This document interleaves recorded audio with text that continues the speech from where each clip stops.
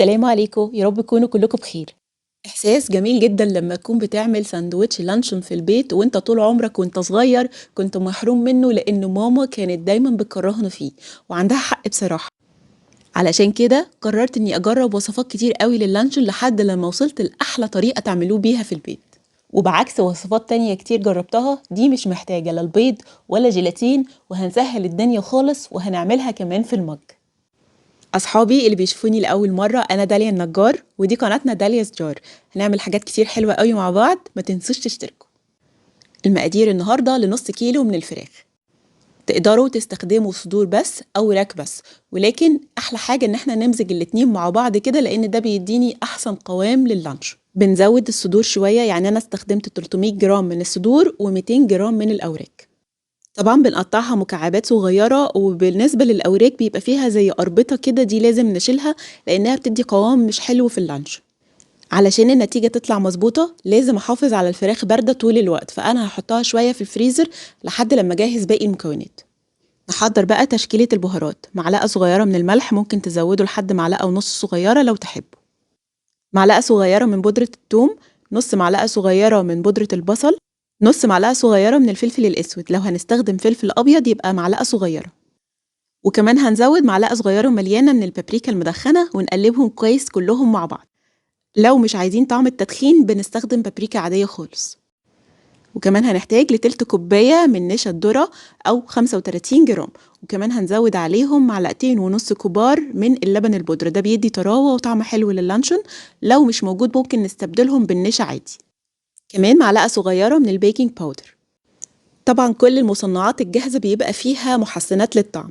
ايه البدايل بقى في البيت؟ انا هنا في الوصفة دي هستخدم معلقة صغيرة من حاجة اسمها مستخلص الخميرة او اليست اكستراكت.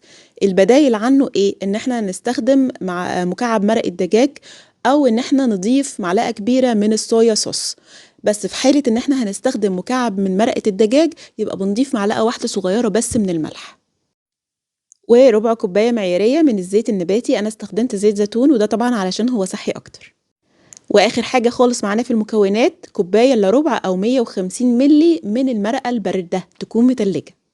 في حالة إن انتوا هتستخدموا مكعب مرق الدجاج فبندوبه في مية عادية خالص، بس أهم حاجة إنها تكون برضو متلجة.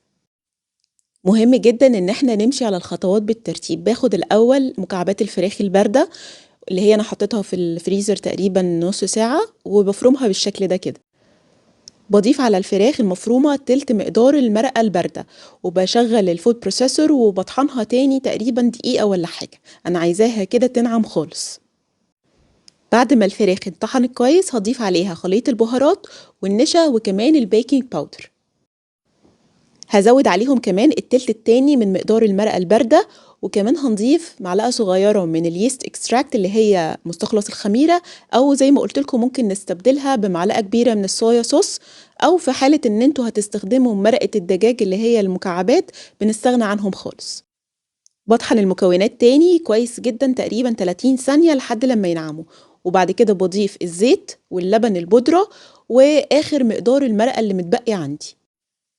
بضيف المواد الدهنية في آخر مرحلة خالص، ولازم كل حاجة تبقى باردة علشان الدهون والسوائل يندمجوا كويس مع بعض، يعني يبقوا عاملين كده زي الموس بالشكل اللي انتوا شايفينه كده. بكده عجينة اللانشون بقت جاهزة عندي، بنقلها في بولة كبيرة كده. وفي المرحلة دي بنضيف أي إضافات احنا حابينها، يعني أنا بزود معلقة صغيرة من الفلفل الأسود الحب، لو حابين ممكن تزودوا زيتون مخلي برضو بيبقى لطيف جدا مع اللانشون. بس اهم حاجة ان انتوا تخلطوه كويس وتتأكدوا انه اتجانس مع المكونات. بفرد العجينة بالشكل ده على جوانب البولة كويس قوي وارفعهم كده لفوق، علشان هجيب فحمة تكون سخنة واضيف عليها حتة صغيرة كده من الزبدة، واجيب اي غطا واقفل كويس جدا على العجينة بتاعة اللانشون واسيبها بقى تتدخن وتاخد طعم التدخين كويس. طبعا الغطا بتاعي فيه خرم كده فانا سداه بحتة فويل. باخد العجينة وبسيبها في التلاجة من بالليل للصبح، او اقل حاجة خالص نسيبها ساعتين في التلاجة. طبعا تقدروا ان انتوا تسووها على طول، ولكن التبريد بيدي فرصة ان الملح يشتغل على العجينة ويدي ملمس احلى لللانش. نيجي بقى لمرحلة التسوية. بجيب اي مج عندي، مج شاي عادي، وبدهنه كويس قوي بالزيت. ممكن بدل المج تبقى علبة سمنة حجمها مناسب، وبنملى المج تلتين المساحة بتاعته علشان لسه اللانش لما هيستوي هيزيد لان احنا حاطين فيه بيكنج باودر. طبعا بنكبس كويس جدا علشان ما يبقاش فيه اي فراغات، وبنغطي الوش بتاعه بكلينج فيلم اللي هو بلاستيك غذائي، وكمان بورقة فويل. طريقة تانية علشان نسوي بيها اللانشون ان احنا بنجيب برضو البلاستيك الغذائي بنفرده كده، بنحط العجينة بتاعتنا ونسويها ونتأكد كده ان احنا ضاغطين عليها كويس علشان ما يبقاش فيها فراغات، وابدأ الفها كويس بالشكل ده كده، ونضغط، اهم حاجة نضغط كويس خصوصا من الاطراف، وابرمها بالشكل اللي انتوا شايفينه ده زي ما هتشوفوه كده علشان ياخد شكل اسطواني ويبقى شكله منتظم كده. اهم حاجة نبرم الاطراف بالطريقة دي كويس جدا. كده تمام، هاخد الرول ده بقى وهلفه مرة تانية في الفويل بنفس الطريقة زي ما انتوا شايفين.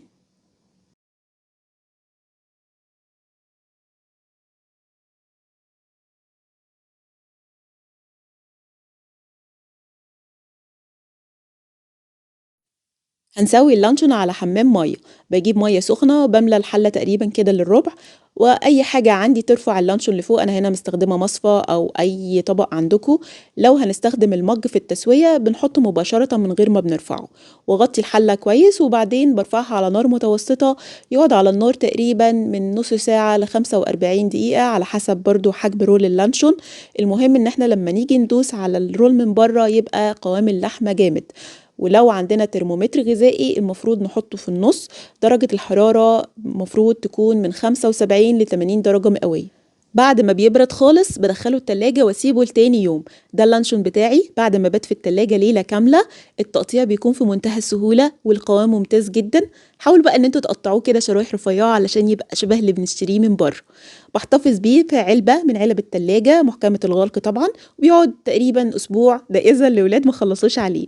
ولو عندي بزيادة بكون لفاه كويس قوي زي ما هو، وبشيله في الفريزر لمدة شهر او شهرين. اعملوا منه بقى احلى سندوتشات للولاد في المدارس او لللانش بوكس بتاعكم في الشغل في اي وقت هو جاهز.